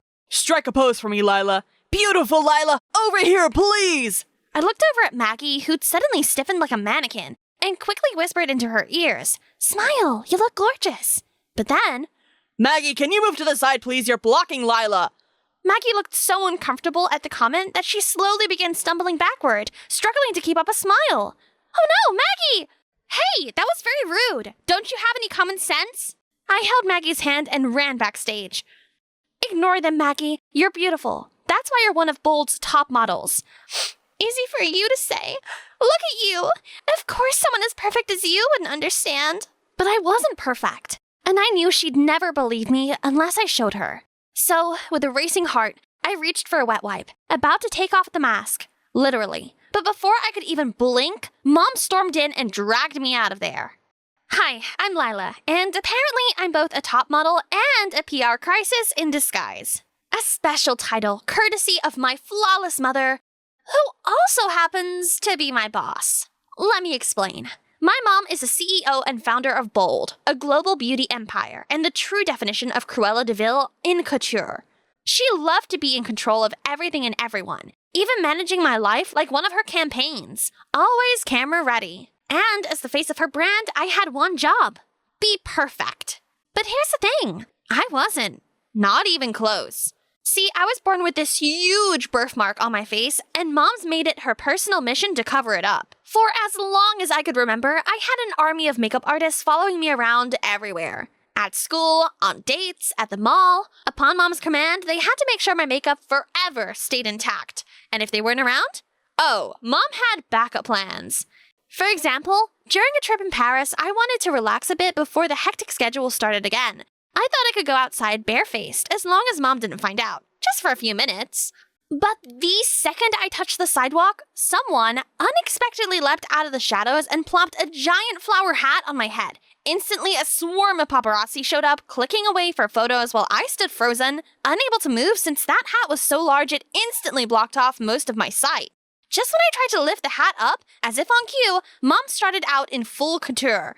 Sunglasses the size of small planets, posing like it was the Met Gala, her hand placed on top of the hat, locking it in place. Special announcement for Bold's newest beauty campaign, in collaboration with a Parisian fashion brand, starring my daughter, Lila. Pose, darling. How was I supposed to pose when I couldn't even see anything? I had to get out of there, stat. I turned around and ran back to the hotel, but with the flower hat still on my head, I tripped and landed in front of a pair of shoes. Whoa, did you just rob a flower shop or? Awesome. I just embarrassed myself in front of a cute Parisian guy. He extended his hand toward me and helped me up. I subconsciously held the flower hat closer to my face to hide my blushing cheeks. A split second later, Mom caught up to me. Good, you two have met. We have a fashion campaign to plan. Wait, what? Mom knew him? After having makeup piled back onto my face again, Mom gave me an earful about my carelessness. Then she wasted no time and immediately got me ready for a new campaign. This is Leon, your new personal photographer. I hired him for another project, but looks like he'll be starting with this improvised campaign now, thanks to your reckless act. That's just like Mom, to scold me and to create a new business opportunity, both in one go. In 3 hours, Mom landed a collaboration with a prestigious Parisian couture brand, just because I almost made my bare face public. After that, I stopped fighting. She'd made one thing clear. She'd spend everything to keep up the perfect image of her brand. At least now there's Leon here too. Yeah, I know, he worked for Bold, so I should keep things professional between us. But how could I stay nonchalant when he's the one taking my photos, calling me beautiful and smiling at me every day? You really are the prettiest girl in the world. Keep saying that and I'll turn into a full-blown diva. Anyway, you've never seen my real face. I'm actually not that pretty. Leon was quiet for a moment. I know the real you, Lila. And you're beautiful. What do you mean? Suddenly, Leon grabbed my hand. Come with me. Minutes later, we pulled up outside a rundown building that looked one sneeze away from collapsing. We sneaked through a creaky door into a huge dusty dome filled with star charts, lonely constellations, and a giant grated vent on the floor. Welcome to the Wind Chamber, my personal one-stop wind down. Okay, but, how does it work? Leon ran to a corner, flipped a switch, and whoosh! Warm air blasted through the floor. In seconds, my hair was up in the air, and I couldn't stop laughing. Leon laughed with me while snapping some pics of us. I felt so happy and free, being here with him right now. How did you even know about this place? This was my granddad's favorite place when he was younger. The sky view from here is the best. He took me here all the time when I started taking up photography. I like that. It's a cute story. Later, we looked at the photos Leon took at the planetarium. Let's just skip those. I look silly. No way. This is you. Carefree and full of laughter. And you're beautiful. I see you, Lila. Beyond the makeup and the polished photo shoots. Yeah, but that's not... When he tucked my hair behind my ear and leaned in closer, my heart was racing. Was he going to kiss me? Suddenly, my phone rang. Great timing, universe. I picked up the phone to hear a friend frantically telling me to check the latest viral news. Oh God! Isn't that Maggie? Photos of Maggie barefaced with a burn scar on her forehead were blowing up online. Whoa, that scar's kind of brutal. Poor girl. My stomach tightened. Her scar was faint compared to the birthmark I was hiding. And yet, he noticed. I gotta go. I bolted. Leon called after me, but I dared not turn around. Maggie and I weren't exactly close, but her situation was something I was all too familiar with. I tried reaching her phone, but she wouldn't answer. After being dragged and made into memes online, Maggie was faced with even more judgment the next day when she showed up for our photo shoot. The crowd outside the building booed loudly while paparazzi bombarded her with questions. I wanted to head out and shield Maggie from the public's eyes, but just when I got up from my seat, Mom waltzed in, frowning. "What do you think you're doing? Maggie's hurting. I need to comfort her." No need to bother. She's no longer a model for Bold. Huh? You fired her? We strive for flawlessness, and she simply doesn't represent that. If we're a problem to you, then why hired us in the first place? Why made me the face of your brand? I'm so tired of having to conceal myself away all the time, Mom. I don't want to live like this forever. I built this brand to help us have the life we do now. Be more grateful. I was in disbelief. How could she do this? So I ran out and bumped into a crying Maggie. "Maggie, oh gosh, I'm so sorry. You don't deserve to be treated like that. You don't have to pity me, Lila. You wouldn't get it anyway. Only perfect girls like you can stay with Bold. I need to go now." "Maggie, wait!" But Maggie had already ran off. Mom had gone too far this time. For the sake of her beauty empire, a girl's confidence was completely tarnished. I thought of a plan to free myself and overthrow Mom's artificial idea of perfection. But to do that, I needed to confront my fear first. "Hey, Leon?" I was ready to let him in on the truth. Yet, part of me was still afraid of how he might react. I removed my mask as he turned around. He looked at me for a second, his eyes widening. Then, he got up and hugged me. "Why aren't you saying anything? Don't you see the huge mark on my face?" Lila, I'd already seen it in Paris. The hat slipped when you tripped. I just didn't bring it up because I wanted to wait until you're comfortable enough to tell me yourself. "So this whole time?" I meant it when I said I'd seen the real you. And she's beautiful. My brain short-circuited. Here's a boy who saw me and accepted me for who I was. And the way he smiled at me gave me butterflies. But wait, the plan first, romance later. I told Leon about it. He was being the sweetest boy ever and listened attentively. We took some photos of me barefaced, and later that night I posted them online anonymously. Then, all hell broke loose. And sure, the internet was eating up the drama again. But then things quickly got out of hand, even more than I had expected. Investors bailed, endorsements vanished, sales tanked, and Mom was furious. When she called me into the room, I thought I'd be getting her full rage. But instead, "You fired Leon? Why?" I saw the photos on his camera, Lila. Why would you pose barefaced for him? Did he blackmail you? Or trick you somehow?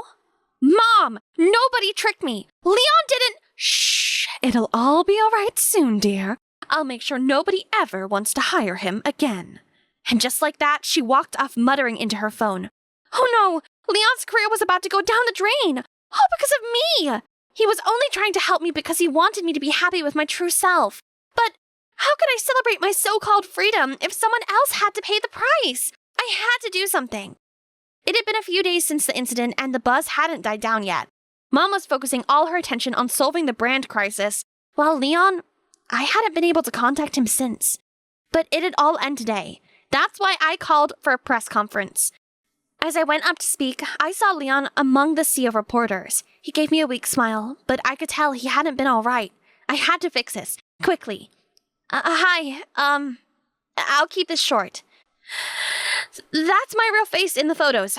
No edits, no filters, and I leaked them myself. I've been living a lie and hiding myself under an unrealistic image of perfection. Then, chaos erupted in the room. I stepped away, grabbed a wipe, and erased the makeup, revealing the mark on my face. There was no turning back now. The cameras were clicking away frantically as I continued my speech. My intention with the leaked photos was only to free myself from it. I never expected things to blow up like this and affect people I care about. So I'm here today to set the record straight. There was nothing wrong with it in the first place, my birthmark or Maggie's scar. The real problem was the cover-ups, and more than that, the shame and pressure to do so. Yes, I should have never lied about it, but the world made me feel like I had to, and that's what needs to change. As I spoke, I glanced over to the side and saw Mom stumble backward, her face pale and her trembling hands raised up to cover her mouth. I never thought my strong, stone-cold, bossy mom could look so vulnerable. My chest tightened. I was betraying her trust, stomping on the empire she spent her life building. I hurt her. That night, guilt had me in a chokehold. so I went to Mom's room to apologize. She was sitting at her makeup desk. Since the press conference, she'd been unusually quiet. She didn't even scold me for either leaking the photos or the sudden reveal of my birthmark to the press. Something else was bothering her. I was just about to knock when something I saw in the mirror shook me to the core.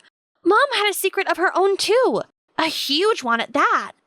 2 days later, Mom arranged another press conference. The reporters all seemed confused, and to all of our surprise, Mom stood on stage, taking a wipe to remove her makeup, revealing a birthmark just like mine. The room once again erupted in chatter.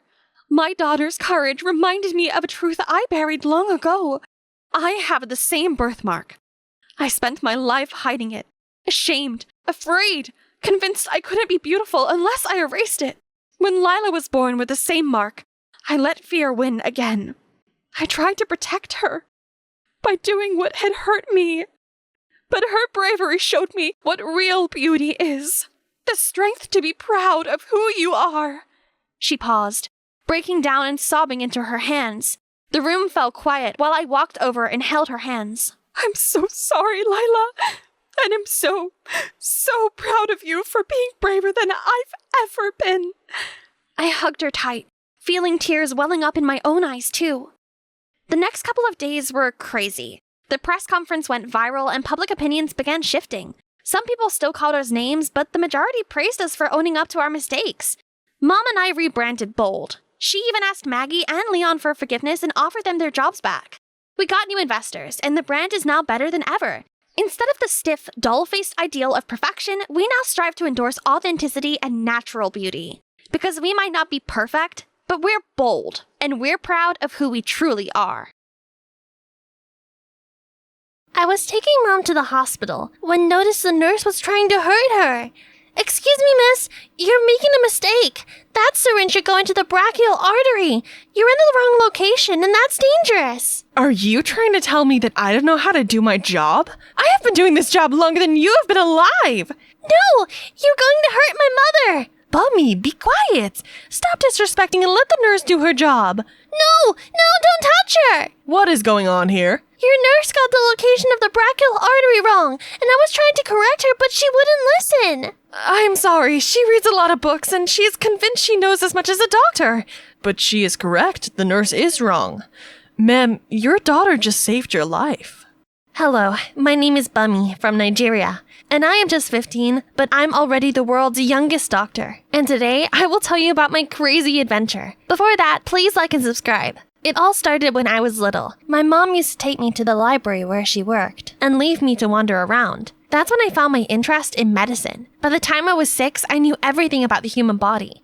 But it only started to bloom when I met Dr. Jeff the other day. He told me I had a photographic memory and encouraged me to pursue medicine. While my classmates struggled to understand fractions, I had already figured out algebraic equations. School became boring, so after school, every day, I would go to Dr. Jeff's hospital, and he would let me observe everything and instructed me to perform some procedures from simple to more complex. Bummy, you've learned too fast. I hope someday you have a chance to spread your wings further, 'cause soon I'll have nothing else to teach you. Then, one day, I was sitting on the porch to finish my medical illustration when I noticed a group of foreigners approaching. Turns out they are American aid workers who would be staying in our neighborhood for a while with some humanitarian projects. Days after, they were carrying out an immunization exercise. Everything was going great when suddenly one of them fell to the ground. I ran to the scene as fast as I could to see him choking.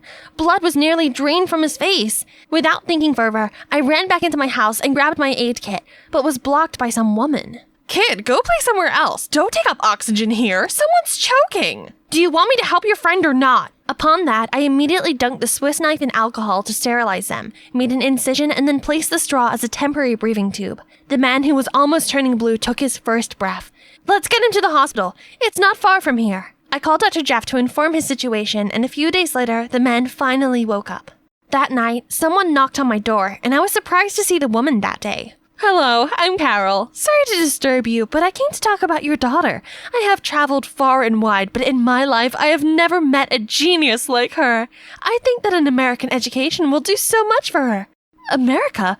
My sweet child was fine here. No offense, though, but I'm afraid a life here is not the ideal environment for her to develop. But America will. We can get her into a gifted program and make sure she reaches her full potential. But who is going to take care of her? She would live with me. I promise I would take care of her like my own daughter. And the next time you see Bummy, she will have become the extraordinary doctor she was meant to be. What do you say, baby? I didn't like the idea of leaving my mom alone here, but that's when what Dr. Jaff said earlier echoed in my mind. Right, that might be a chance that he meant. Mom, I want to go. The goodbyes were quick, and I was on the plane heading to California with an eager heart toward the new land of dreams ahead. Welcome to America. Please feel at home. Oh God, my phone has been buzzing since they talked about you on Facebook. Hang on, I need to take this call. You must be Bummy, right? So you're the girl our mom can't shut up about. Hi, nice to meet you. Are not welcome here. What? Oh, great. You have met my kids, Camille and Ted. Welcome home, Mom. I made dinner. I hoped we could sit and you can tell us all about your Oh, not today, sweet pea. A show wants an exclusive on you right now, Bummy. Now? But that means people are super excited about you. Come on, let's go. Then Carol took me somewhere else with a bunch of strangers holding some kind of lights that blinded my eyes. Suddenly, a man walked toward me. You're Bummy, right? Hi, I'm Martin. Can we start now? Start what? Without letting me catch up on what's going on, Carol already had me chained into stiff clothes and pushed me into a chair opposite the man. Good morning, everyone. Our show today has a special guest, Bummy Alana, the youngest doctor from Nigeria. Or maybe the world. Bummy, why don't you start by telling us your first case? Hi. When I was 6, my friend was choking on a bone, so I performed the Heimlich maneuver, as I read it in a book before. And the show continued with loads of questions about me. I answered them all, but to be honest, I don't know why I was doing what here. I felt such a relief when it ended, but the next morning... Oh, there you are. Rise and shine, my little genius. We have a busy day today. I laid out your clothes, so get ready. We leave in 1 hour. I thought it was a one-time thing. It rather turned into my daily routine. I would be in a show after a show, sitting in front of cameras answering ridiculous questions. I felt like I was making a fool of myself. Carol, I'm tired of the cameras and the interviews. I came here to learn. Oh, darling, we want the same thing. A medical university you need to be at is expensive, and these interviews would help us get a sponsor soon, I believe. In the meantime, just focus on that and your study at school, okay? Yeah, I had to enroll at a public high school with her children. But high school here was weird. In Nigeria, I was supposed to be entering 11th grade. But now in America, I had to enroll in the 9th. It's like I was left behind. Not just that, Camille, Carol's daughter, seemed to not like me and was determined to make my life a living hell. She usually hid my textbooks or my shoes before school, making me search everywhere, and I ended up being late for school almost every day. Bummy, I don't think you appeared on TV shows that you can discard school regulations. Ugh, it's her, not me. And everything got worse. The people at school continued to undermine me and act like I was a dummy. Excuse me, sir, I got a C- even though I got all the questions right. Well, you didn't use the words from the textbook like I asked. But I'm correct. Shouldn't I be allowed to express my answers in my own words? Not in my class. Genius, they say. That day after school, I was home to find all of my clothes all torn apart. That's when I saw Camille smirk. You ruined my clothes! Next time, your clothes won't be the only damaged things if you stay here. Okay, fine. That's the last straw. It's time to teach her that I'm not an easy prey for her. I snuck into her room to mess with her makeup products. Ha! Let's see how you can decorate your face to school. But on the way out, I noticed her iPad. Wow, she had a channel herself. And what's this? Was it Carol and her children? What are you doing here? Startled, I accidentally dropped the sculpture on the floor. Oh God, my sculpture! Do you know what it is? I'm sorry, I didn't mean to. You're not making my life miserable enough? Then out of nowhere, Carol barged in. What are you doing? You silly child! Apologize to Bummy right now or you are grounded. Carol, no, it's my fault. She didn't. I'm sorry, Bummy. Then she ran out of her room, hands holding her face. I thought I saw her tears streaming down. What happened yesterday kept me tossing and turning the whole night. It's true Camille wasn't the most pleasant person, but Carol shouldn't have done that to her. Bummy, I bet you haven't seen those tools in your hometown before, right? Haven't you? So you're not ready to dissect a rat yet. Just watch others first. Whatever. I came here for new challenges, but all I got was mocking and belittling. Hey, are you alright? I raised my head to see Ted. Is this because of the biology class? Nah, I couldn't care less about them. They just can't accept a new kid more brilliant than they are. If it's not, so what troubles you? Why your sister hates me so much? She doesn't. She hates that you're everything she is not. Do you know that this is the longest time our mother has been around us since our father left? But in fact, she wasn't here for us. Then he told us how Carol was always traveling, leaving him and Camille alone, and it surely caused a deep hole in her children, especially Camille. That's why she acted like that to me. Actually, that sculpture was the one Mom brought us when she went to Disneyland years ago. Camille treasured it the most. My heart broke for them, for Camille. I understood her pain, and deep down I know I needed to do something to help fix this relationship. I came up with the idea of inviting Ted and Camille to go along with me to our shows so that they could spend more time with their mother. Seeing them happy together, it warmed my heart to know family will always be family, no matter what. Soon Ted and I became closer. I didn't know he had quite a craftsmanship with his sculptures. And you know what? Recently Camille seemed to be super nice towards me. We might make good friends in the near future, right? Then, one night, while we were having dinner, Carol broke an exciting news to me. Bummy, congratulations! Some sponsor sent your application to a top medical school! Good job, Bummy! I haven't been this proud before, my child! Finally, I was a step closer to my dream! A few days later, I was preparing for my interview when I heard Carol screamed. What's wrong? You got a C- in biology? Someone mailed the sponsor a copy of your test, and now they are uninterested. They don't believe that you're a genius with this low score. Oh, my hard work is gone. Who did this? Ted and I looked at Camille at the same time. She was biting her nails nervously and sweating.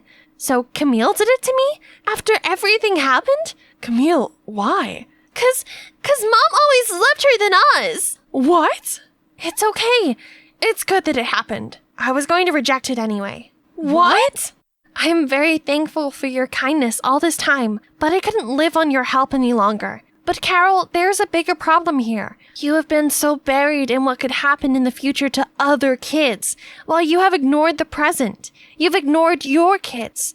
You have been looking in the wrong places for extraordinary kids. Did you know Camille has a YouTube channel with over 10,000 followers?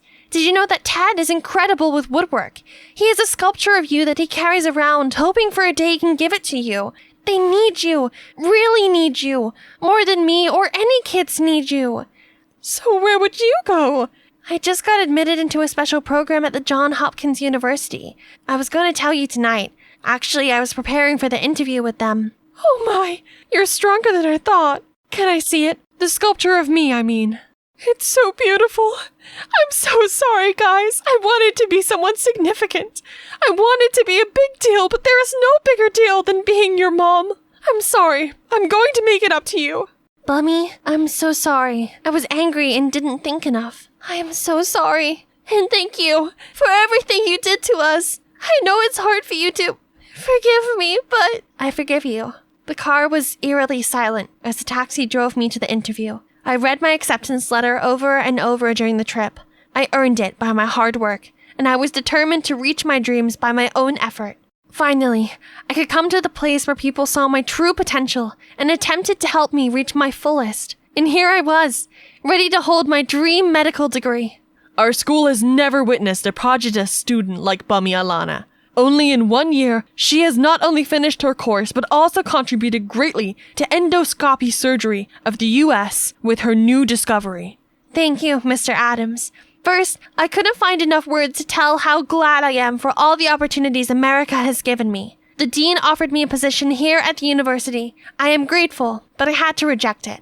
The woman who first took me to America thought she was saving me, but she never realized I was where I needed to be. My home, where I was much needed than here. So, I'm going back home to my family in Nigeria, and I hope to use all my knowledge to help my community. But whenever America needs me, I'll always be here to offer my humble help.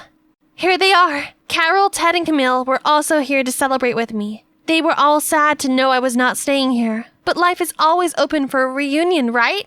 And finally, I was home with Mom and Dr. Jeff. One day, I was checking the new pack of medical equipment sent from America when I saw a sculpture of me. You sent for me? I didn't think you would make it. As long as it's you, nothing's impossible. Oh, wait. Hey guys! Hi, Bummy! Welcome to your mother-daughter channel. My name is Carol, and this is my extraordinary daughter, Camille. They send their regards.